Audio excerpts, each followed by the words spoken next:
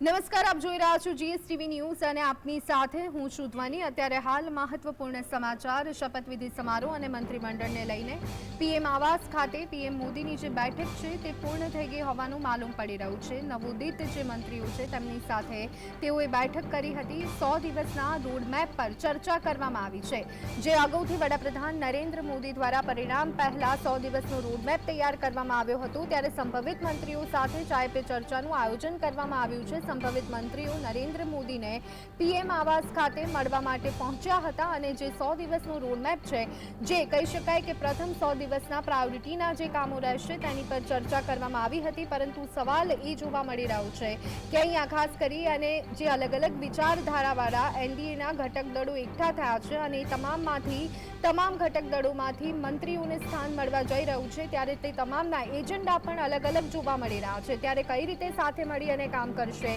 તે પહેલેથી એક ચર્ચાનો વિષય જોવા મળી રહ્યો છે। મુસ્લિમ આરક્ષણને લઈ અને ચંદ્રબાબુ નાયડુ અલગ જોવા મળી રહ્યા છે, તો આ બાજુ નીતિશ કુમારની જે રણનીતિ છે અને તેમની કામ કરવાની જે કહી શકાય કે રીત છે તે પણ અલગ જોવા મળી રહી છે, તેમના એજન્ડા અલગ જોવા મળી રહ્યા છે। અને ત્યારે હવે તમામ આ અલગ અલગ વિચારધારાવાળા પક્ષો એનડીએ હેઠળ સાથે મળી અને કામગીરી કરવા માટે એકત્ર થયા છે અને તેમાંથી જે મંત્રીઓ છે, સંભવિત મંત્રીઓ છે, તેમની સાથે પીએમ મોદીએ બેઠક કરી હતી। 100 દિવસના રોડમેપ પર ચર્ચા કરવામાં આવી હતી, પરંતુ કેટલા કહી શકાય કે આ સંભવિત મંત્રીઓ આ વિચારથી સંમત થયા છે તે જોવું પણ મહત્વપૂર્ણ રહેવાનું છે। આજે સરકાર રચાશે, મંત્રીઓ શપથ લેશે ગોપનીયતાના અને ત્યાર પછી કામગીરી કરવામાં આવશે, ત્યારે આ સરકાર સુનિયોજિત રીતે કેટલું યોગ્ય કામ કરી શકે છે એ તો આવનારો સમય જ બતાવશે। પરંતુ હા, એ વાત નિશ્ચિત થઈ ગઈ છે કે એનડીએની સરકાર રચાવા જઈ રહી છે। આજે વડાપ્રધાન નરેન્દ્ર મોદી ત્રીજી વખત શપથ ગ્રહણ કરવાના છે વડાપ્રધાન પદ માટે, અને તે પહેલા અત્યારે હાલ જે સંભવિત મંત્રીઓ છે તેમની સાથે તેઓએ ચાય પે ચર્ચા કરી હતી।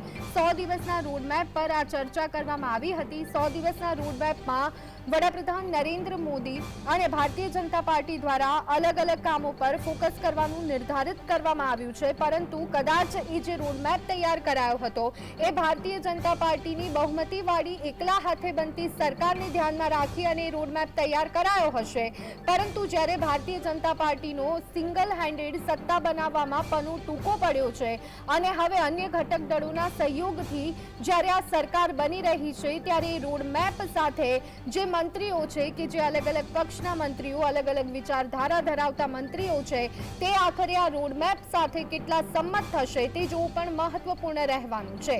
કારણ કે ભારતીય જનતા પાર્ટી હર હંમેશા જે રીતે ચર્ચામાં પણ જોવા મળ્યું છે અને જે રીતે આપણે જોતા આવ્યા છીએ કે હિન્દુત્વવાળી છબી ધરાવતી એક પાર્ટી આપણે ગણી શકીએ છીએ, ત્યારે બીજી તરફ હવે ચંદ્રબાબુ નાયડુ સાથે જ્યારે આ ગઠબંધન થયું છે, ત્યારે ચંદ્રબાબુ નાયડુ મુસ્લિમ આરક્ષણના મુદ્દા પર અડગ જોવા મળી રહ્યા છે, ત્યારે અલગ અલગ કામો આ જ પ્રકારે નક્કી કરવામાં આવ્યા છે। हरियाणा में मेरे अलावा राव इंद्रजीत सिंह जी और कृष्णपाल जी दोनों लोग आते हैं। सर, तीसरी बार प्रधानमंत्री बनेंगे, 100 दिन का कार्यकाल महत्वपूर्ण देखने को मिलता नजर आया, इस तरह की चर्चा भी बैठक में रही है।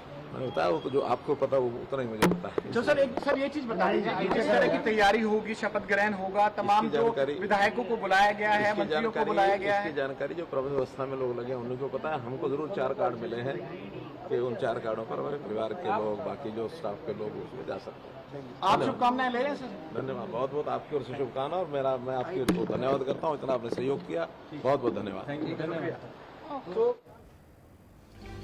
તો પીએમ આવાસ ખાતે પીએમ મોદીની બેઠક પૂર્ણ થઈ છે। સંભવિત મંત્રીઓ સાથે બેઠક કરી હતી, ચાય પે ચર્ચા કરવામાં આવી હતી। દર વખતે પણ કહી શકાય કે છેલ્લી 2 ટર્મની જો વાત કરીએ તો પણ શપથવિધિ પહેલા આ પ્રકારે મંત્રીઓ સાથે ચર્ચા થતી હોય છે, પરંતુ દર વખતે સ્થિતિ એ જોવા મળતી હતી। પાછલી 2 વખતની જો વાત કરીએ તો ભારતીય જનતા પાર્ટી જે રીતે કહી શકાય કે એકલા હાથે સરકાર બનાવતી આપણને જોવા મળી હતી, ત્યારે મંત્રીઓની પસંદગી પણ એ જ રીતે કરવામાં આવી છે, પરંતુ આ વખતે સ્થિતિ બિલકુલ બિલકુલ વિપરીત જોવા મળી રહી છે। આ વખતે ભારતીય જનતા પાર્ટી સ્પષ્ટ બહુમતી સાથે બહાર નથી આવી અને એટલા જ માટે સરકાર બનાવવા માટે એનડીએના અલગ અલગ ઘટક દળોનો સહારો અહીંયા લેવાની જરૂર પડી છે। ત્યારે પહેલેથી જ આપણે જોતા હતા કે પહેલા તો સરકાર બનશે કે કેમ તેની પર એક સવાલ હતો, પરંતુ ધીમે ધીમે એ ચિત્ર સ્પષ્ટ થઈ ગયું અને એનડીએની સરકાર તો બની રહી છે, પરંતુ ત્યાર પછી વાત આવીને અટકી હતી મંત્રીમંડળને લઈને। ત્યારે મંત્રીઓ કેવી રીતે પસંદ કરવામાં આવશે, કોને કયા ખાતાની ફાળવણી કરવામાં આવશે, અલગ અલગ પક્ષો દ્વારા અલગ અલગ ખાતાની માંગ કરવામાં આવી હતી।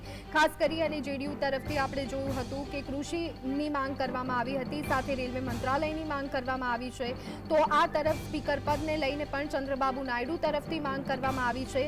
ત્યારે આ તમામ બાબતોને લઈ અને હવે આખરે સંભવિત મંત્રીઓના નામોની યાદી તો તૈયાર થઈ ગઈ છે, પરંતુ કહી શકાય કે આ મંત્રીઓ સાથે બેઠક પણ કરવામાં આવી છે અને 100 દિવસનું જે રોડમેપ છે ભારતીય જનતા પાર્ટી તરફથી તૈયાર કરવામાં આવ્યું છે તેની પર આ રોડમેપ પર ચર્ચા કરવામાં આવી છે। ત્યારે તમામ મંત્રીઓ જે હવે કહી શકાય કે ભવિષ્યમાં મંત્રીપદ સંભાળવાના છે તેઓ કેટલા આ બાબતને લઈને સંમત થયા છે તે આવનારા દિવસો બતાડશે। તો અન્ય એક મહત્વપૂર્ણ સમાચાર ગુજરાતના મંત્રીમંડળને લઈ અને મોટા સામે આવી રહ્યા છે। ગુજરાતના મંત્રીમંડળને લઈ અને અત્યારના હાલના સમાચાર સામે આવી રહ્યા છે। સૂત્રોના માધ્યમથી અત્યારે હાલ ખબર મળી રહી છે। આપને જણાવી દઈએ કે ગુજરાતમાંથી પણ 4 થી 5 નામ સામે આવ્યા છે। ત્યારે CR પાટીલને પણ ફોન આવ્યો હોવાનું, ભાજપ પ્રદેશ પ્રમુખ CR પાટીલને ફોન આવ્યાનું પણ સામે આવી રહ્યું છે। CR પાટીલ કે જેઓ 5 લાખની લીડથી જીતવાનો ટાર્ગેટ આપતા જોવા મળ્યા છે। આ સાથે જ અહીંયા કહી શકાય કે તમામ બેઠકો પર સારી મતની લીડથી જીતવાનો ટાર્ગેટ તેઓએ આપ્યો હતો। સંગઠન લેવલ પર મજબૂત કામગીરી CR પાટીલે કરી હતી અને જે રીતે કહી શકાય કે હાઈએસ્ટ લીડની સાથે તેઓ જીતતા આવ્યા છે પાછલી ચૂંટણીમાં પણ તેઓએ તે જ રીતે કહી શકાય કે વિજય પ્રાપ્ત કર્યો હતો। ત્યારે લગભગ નિશ્ચિત માનવામાં આવી રહ્યું હતું કે CR પાટીલને આ વખતે કેન્દ્રીય નેતૃત્વમાં સ્થાન મળી શકે છે। ત્યારે CR પાટીલને પણ ફોન આવી ગયો હોવાનું અત્યારે હાલ જાણવા મળી રહ્યું છે। જેપી નડ્ડાનો સમાવેશ પણ કેન્દ્રીય નેતૃત્વમાં થયો હોવાના સમાચાર મળી રહ્યા છે। S જયશંકર કે જેઓ રાજ્ય કક્ષાના મંત્રી છે તેમને પણ સ્થાન મળી ગયું છે। તો આ સાથે જ આપને જણાવી દઈએ મનસુખ માંડવિયાની પસંદગી પણ ફરી એક વખત કરવામાં આવી છે, પરંતુ આ વખતે તેમને કયું ખાતું આપવામાં આવે છે તે જોવું મહત્વપૂર્ણ રહેવાનું છે।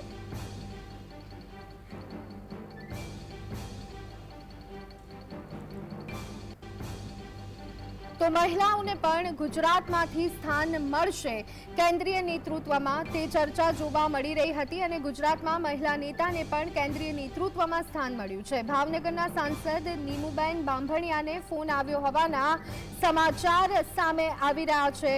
નીમુબેન બાંભણિયાને મોટી જવાબદારી મળી રહી હોવાનું સામે આવી રહ્યું છે। નીમુબેન બાંભણિયાની પસંદગી કરવામાં આવી છે। અગાઉ દર્શનાબેન જરદોશની પસંદગી કરવામાં આવી હતી। આ વખતે પૂનમબેન માડમનું નામ પણ ચર્ચામાં જોવા મળી રહ્યું હતું, પરંતુ આ બધાની વચ્ચે અત્યારે હાલ જે સમાચાર સામે આવી રહ્યા છે, નીમુબેન બાંભણિયાને ફોન આવ્યો હોવાના સમાચાર મળી રહ્યા છે। ગુજરાતમાં મહિલા નેતાને કેન્દ્રીય નેતૃત્વમાં સ્થાન મળ્યું હોવાના સમાચાર મળી રહ્યા છે। ગુજરાતમાંથી કેન્દ્રીય નેતૃત્વમાં મહિલાને સ્થાન મળ્યું છે અને તે નામ બીજું કોઈ નહીં પરંતુ નીમુબેન બાંભણિયા છે। નીમુબેન બાંભણિયાને મોટી જવાબદારી અહીંયા મળતી આપણને જોવા મળી રહી છે। આજે સાંજે જ્યારે મંત્રીઓ શપથ લે ત્યારે નીમુબેન બાંભણિયા પણ શપથ લેતા જોવા મળી શકે છે। હજી સુધી તે અંગે સ્પષ્ટ માહિતી નથી આવી, પરંતુ નીમુબેન બાંભણિયાને ફોન આવ્યો હોવાના સમાચાર અત્યારે હાલ તો સામે આવી રહ્યા છે। અને એક મહત્વપૂર્ણ બાબત પર વાત કરી લઈએ તો ગુજરાતમાંથી કયા નેતાઓને સ્થાન મળશે। અમિતભાઈ શાહનું નામ લગભગ નિશ્ચિત। મનસુખ માંડવિયાને પણ ફોન આવ્યો હોવાના સમાચાર મળી રહ્યા છે। મોદી 3.0ની તૈયારીઓ શરૂ થઈ ગઈ છે। ત્યારે ગુજરાતમાંથી CR પાટીલને પણ નેતૃત્વ કરવાનું, કેન્દ્રીય નેતૃત્વ કરવાનો મોકો મળવાનો છે। જેપી નડ્ડાને પણ મોટી જવાબદારી મળતી જોવા મળી રહી છે। S જયશંકરને પણ મોટી જવાબદારી મળી શકે છે। તો મોદી 3.0ની તૈયારીઓ શરૂ થઈ ગઈ છે। આજે નરેન્દ્ર મોદી વડાપ્રધાન પદના શપથ લેશે। તેની સાથે સાથે ગુજરાત કોટામાંથી પણ 4 સાંસદને મંત્રી બનાવવામાં આવશે, જેમાં અમિત શાહ, CR પાટીલ, મનસુખ માંડવિયા, નીમુબેન બાંભણિયા, મહિલા અને કોળી ચહેરો નીમુબેન બાંભણિયાને સ્થાન અહીંયા મળ્યું છે। તો સાથે S જયશંકરનો પણ સમાવેશ થયો છે। હાલ આ પાંચેયને શપથ માટે ફોન પણ કરી દેવામાં આવ્યા છે। જો કે ગુજરાતમાંથી રૂપાલા અને દેવુસિંહનું પત્તું અહીંયા કપાયું હોય કરાય તેવું પણ માલુમ પડી રહ્યું છે, કારણ કે અત્યારે હાલ જે રીતે પહેલેથી ચર્ચા જોવા મળી રહી હતી કે ગુજરાતમાંથી 4 થી 5 નામો પસંદ થઈ શકે છે અને લગભગ 5નો આંકડો અહીંયા થઈ રહ્યો છે. અમિત શાહ, CR પાટીલ, મનસુખ માંડવિયા, S જયશંકર અને નીમુબેન બાંભણિયા સાથે આજે 5નો આંકડો છે તે લગભગ અહીંયા પૂર્ણ થઈ ગયો છે. ત્યારે હવે રૂપાલા અને દેવસિંહને રિપીટ નહીં કરાય તે લગભગ અહીંયા નિશ્ચિત જોવા મળી રહ્યું છે. ગુજરાતમાંથી રૂપાલા અને દેવસિંહ ચૌહાણનું પત્તું કાપવામાં આવ્યું છે. નરેન્દ્ર મોદી આજે સાંજે 7:15 કલાકે 7:15 કલાકે રાષ્ટ્રપતિ ભવનમાં ત્રીજી વખત વડાપ્રધાન પદના શપથ લેવાના છે.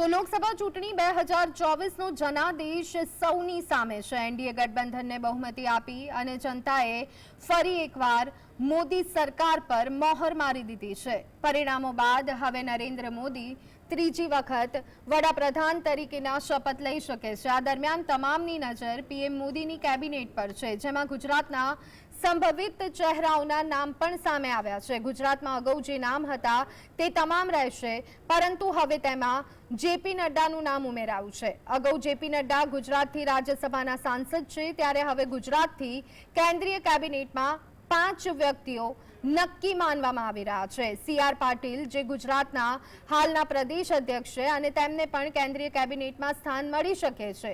ઉપરાંત પોરબંદરથી સાંસદ મનસુખ માંડવિયા, ગુજરાતમાંથી રાજ્યસભાના સાંસદ S જયશંકર અને ગાંધીનગરથી સાંસદ અને ગૃહમંત્રી અમિત શાહનું સ્થાન પણ કેન્દ્રીય કેબિનેટમાં પાક્કું માનવામાં આવી રહ્યું છે.